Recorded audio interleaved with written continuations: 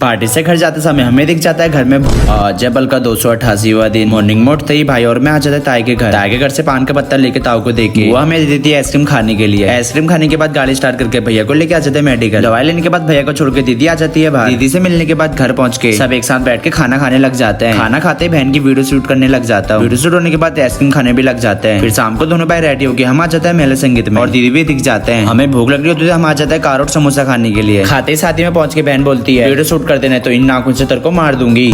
ये सुनने के बाद बहन की वीडियो शूट करने लग जाता है। वीडियो शूट होते ही दीदी का डांस भी शुरू हो जाता है। मेरा फोन खराब हो रहा है इसलिए तुम्हें गाने की साउंड आ नहीं रही होगी। डांस खत्म होते दीदी से मिलने के लिए चले जाता हूं। मिलते ही भूख लगने के कारण से हम टिक्की खाने लग जाते हैं। खाते ही दीदी का फोटो और वीडियो शूट होने लग जाता है और हम लोग पागलबंदी करने लग जाते हैं। पागलबंदी करने के चक्कर में घर पहुंच के हम हो जाते हैं पार्टी के लिए रेडी। पार्टी में पहुंचते दीदी खाना भी खाने लग जाते हैं और हम सब भाई मिलके आइसक्रीम खा रहे होते हैं। आइसक्रीम खाते हम सब लोग घर जाने लग जाते हैं। घर पहुंचते हमें दिख जाता है भूत। बहुत खतरनाक है छोटा भूत। आज के लिए बस इतना ही, मिलते हैं नेक्स्ट मिनी ब्लॉग में। बाय।